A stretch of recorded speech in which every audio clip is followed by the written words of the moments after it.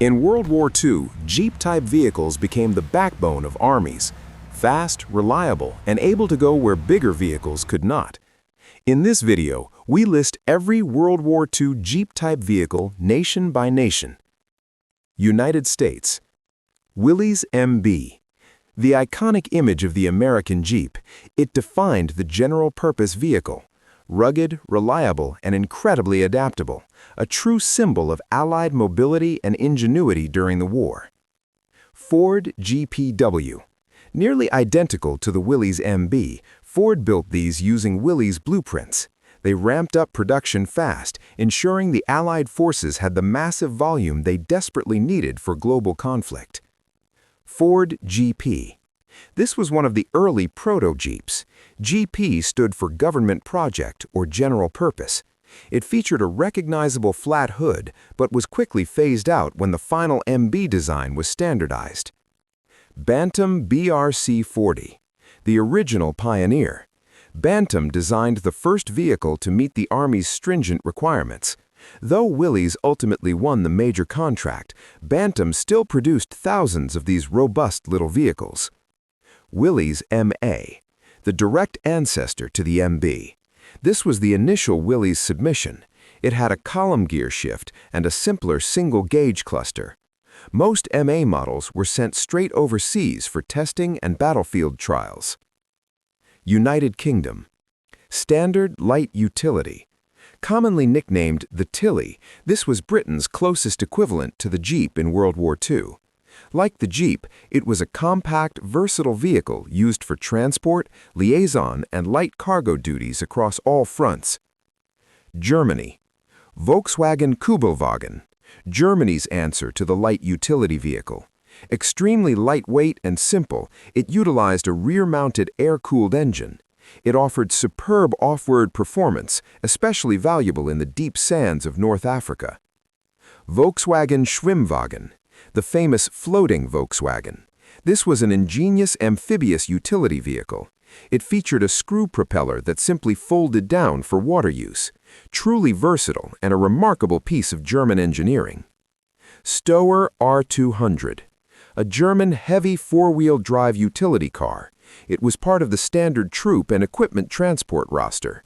It featured independent suspension on all four wheels, a solid but complex design for battlefield repair. Horch 901. Another powerful standardized German transport vehicle known for its distinctive boxy and angular appearance. It served reliably throughout the conflict, primarily carrying officers and vital communications equipment. Japan. Kurogane Type 95. This was the primary Japanese light utility vehicle. It is often cited as the world's first mass-produced four-wheel drive vehicle. It had a distinct motorcycle-like front fender design, very rugged for Pacific Island hopping. Toyota AK-10. A Japanese utility car heavily influenced by the American Bantam design. It was produced in somewhat limited numbers. It clearly shows the efforts by Japanese industry to quickly emulate successful foreign designs. France. Lafley V15T, a French light reconnaissance vehicle. It was distinctive due to its unique six-wheeled configuration. Produced before the 1940 fall of France, many were captured and immediately repurposed by the German Army. Lafley V15. A slightly heavier and larger French military utility vehicle.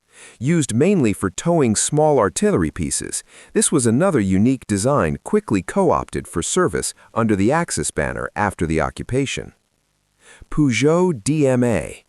A standard French truck or van chassis quickly adapted for wartime utility use. Primarily used for local logistics, it was often seen carrying essential supplies rather than personnel. A simple, sturdy workhorse for the French military. Italy. SPA Viberti AS-43. An Italian light armored car used extensively for reconnaissance and high-speed patrol duties in North Africa. Fast and relatively well-armed for its class, it saw service under both Italian and later German commands. SPA TL-37. an Italian light artillery tractor distinguished by its 4 massive wheels and very high ground clearance, designed specifically for hauling large guns across the rough, difficult terrain of the desert. Czechoslovakia. Tatra 57K, a Czech light utility car. It was essentially a robust military version of a successful civilian par line, manufactured in Czechoslovakia after the nation was absorbed into the German war machine, used often for liaison work. Praga AV, another reliable utility vehicle originating from Czechoslovakia. It was used extensively by the Axis for light transport duties. This vehicle represents the broader use of occupied nations' industrial output to supply the German war effort.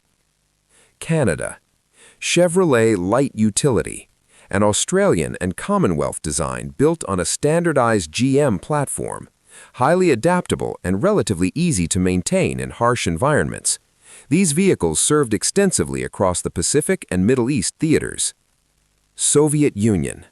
GAZ-64, the Soviet Union's first indigenous Jeep equivalent. Designed incredibly rapidly under wartime pressure, it suffered from a very narrow track width. This made it quite prone to tipping on uneven ground. GAZ-67, a significant improvement over the previous GAZ model. Soviet designers fixed the critical stability issues by greatly widening the wheel track. This became the standard Soviet utility vehicle for the latter half of the war. GAZ-67B, a further refinement of the reliable GAZ-67 chassis. Minor tweaks to the body and the engine improved overall performance and reliability. This version continued reliable service long after the war concluded.